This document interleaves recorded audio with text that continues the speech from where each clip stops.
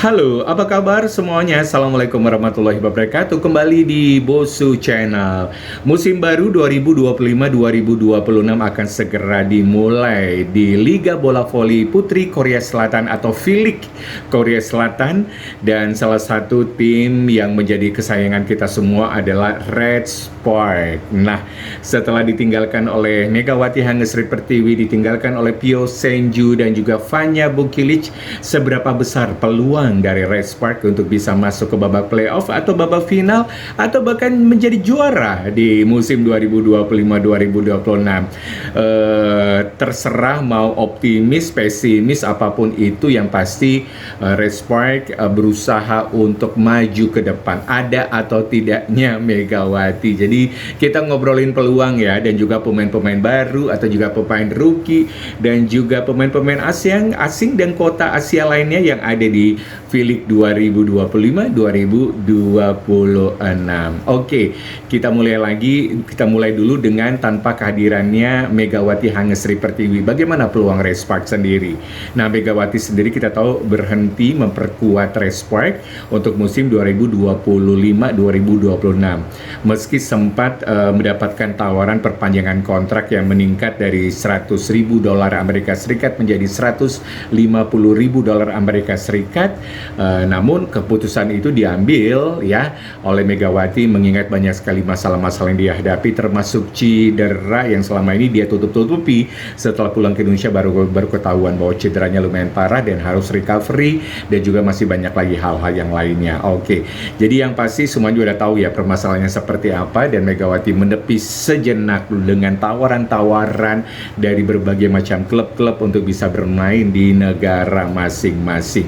Dan tidak hanya Megawati ya, Red Spark juga kehilangan pemain kunci lainnya seperti Vanya Bukilic yang memilih melanjutkan karirnya di Eropa bersama liga yang ada di Italia sana. Kemudian Pyo Senju yang memutuskan pensiun karena tidak menemukan kesepakatan kontrak baru dengan klub-klub yang lain.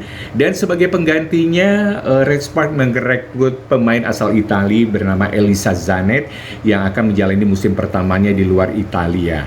Dan kemudian satu lagi itu di kota Asia ya, pengganti Megawati adalah Wipawi Sritong. Nah, ngomongin Wipawi, walaupun dia sudah recovery dan sekarang sudah mulai latihan, tapi masih ada kekhawatiran bahwa Wipawi itu masih harus melalui transisi yang lumayan lama agar dia bisa kembali fit seperti sedia kala. Dan banyak yang mengkhawatirkan bisa nggak ya dia bermain nanti di awal-awal di putaran pertama atau di Kovo Cup nanti, dan ini menjadi pertanyaan semua orang. Dan akankah ditakutkan nanti cederanya akan kambuh lagi atau seperti apa, dan ini menjadi tantangan tersendiri bagi Red Spark, termasuk bayang-bayang Megawati yang tidak akan pernah hilang.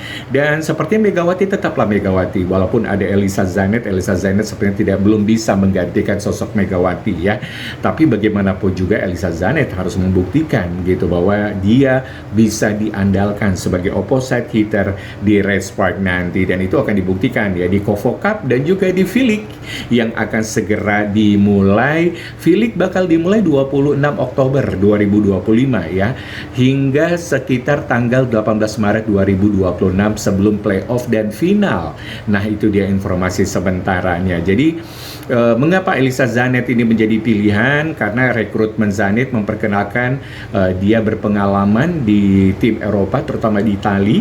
Dengan pengalamannya lebih dari 1 dekade di Liga Italia, ia bisa menjadi pengganti yang solid untuk Megawati, baik dari segi kontribusi poin maupun pengalaman bertanding yang dia miliki. Jadi itulah yang menjadi alasan mengapa Elisa Zanet dipilih. Kemudian tim yang masih dipimpin oleh pelatih Ko Hye-jin, pelatih yang telah membawa mereka maju ke babak final dan mampu memaksimalkan potensi tim meskipun menghadapi badai cedera dan tantangan fisik. Kultur mental juara itu yang bisa akan kembali dibangun di bawah kepemimpinannya di musim baru 2025-2026. Kemudian dengan kepergian beberapa bintang, ada peluang untuk membentuk sistem permainan yang lebih kolektif tanpa tanpa tergantung pada satu atau dua pemain. Nah, inilah yang sekarang ini lagi sedang dikejar oleh pelatih Ko Hye-jin. Dan memang harus diakui maksudnya tantangan besar adalah dengan hilangnya 3 pilar yaitu Megawati, Fanya Bukilik, dan Pyo Senju. Ini memang harus segera dicarikan alternatif agar paling tidak kekuatan mereka akan tetap solid ya di musim baru ini. Dan Elisa Zanet pun harus melewati proses adaptasi dari gaya bermain Eropa, komunikasi, budaya, hingga kondisi liga di Korea. Keberhasilannya tidak dianggap seketika dan ini butuh proses. Dan belum lagi tim-tim lain juga melakukan perombakan besar-besaran. Atmosfer persaingan tetap sangat ketat tanpa stabilitas pemain kunci. Red Spark berisiko kehilangan momentum atau keselarasan tim dan ya berisiko juga tidak akan masuk ke babak playoff. Nah, dengan musim yang akan segera dimulai, tim harus cepat-cepat membangun chemistry baru sekaligus memperkuat pertahanan dan spike, posisi yang ditopang selama ini oleh Megawati Hanggesri Pertiwi dan juga Bukilik. Dan kita nggak usah ngomong ya mengenai karir Elisa Zanet, memang sudah banyak sekali dia bermain di kompetisi Liga A1 di Italia. Pencapaiannya ya lumayan lah ya, dan ini menjadi bukti bahwa dia harus menunjukkan kontribusinya yang lebih nanti. Dan kemudian yang lainnya mengenai Wipawi Sritong sendiri, kita sudah tahu dia juga sudah menjalani 2 musim di V-League bersama Hyundai Hillstead dan turut membawa Hyundai Hillstead menjadi juara di V-League musim 2023-2024 dan juga menjadi juara di Kovo Cup. Dan meskipun memiliki postur yang tidak tinggi, ia dikenal lincah dan kuat dalam 2 aspek.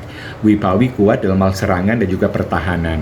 Ia juga pernah menjadi bagian penting dari tim nasional Thailand untuk meraih medali perunggu di Asian Games 2022. Dan yang pasti Wipawi memang memiliki tantangan bagaimana cedera yang serius ini bisa membuat dia kembali lagi recovery dan kembali seperti pertandingan atau juga performa awalnya ketika dia masih bermain di Hyundai Hillstead. Itu dia yang menjadi tantangan seorang Wipawi Sritong. Dan kita tunggu saja nanti ya di Kovo Cup dan juga di V-League ya yang akan berlangsung dalam 6 babak ya.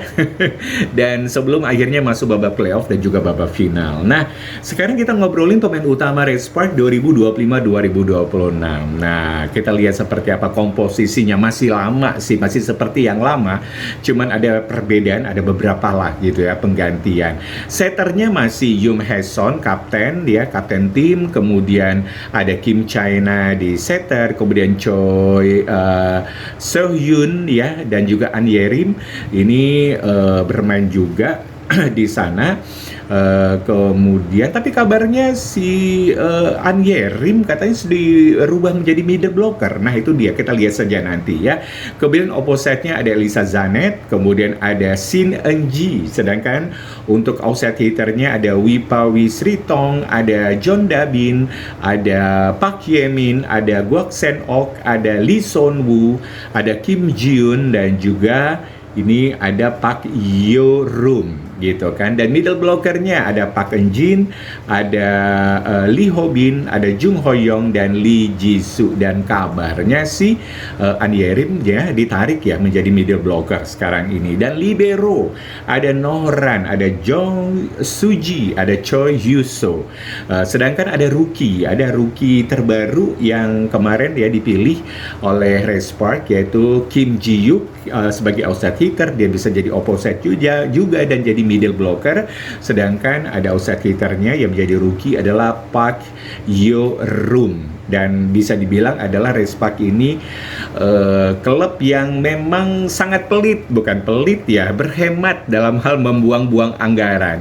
Dia tidak mau mencari pemain-pemain baru, yang penting adalah memaksimalkan pemain yang ada agar mereka bisa lebih berkembang. Dan itu adalah prinsip dari Ko Hye-jin gitu ya. Nah, kita tahu kalau Yoon Hae-son ini berperan penting sebagai setter sekaligus pemimpin tim.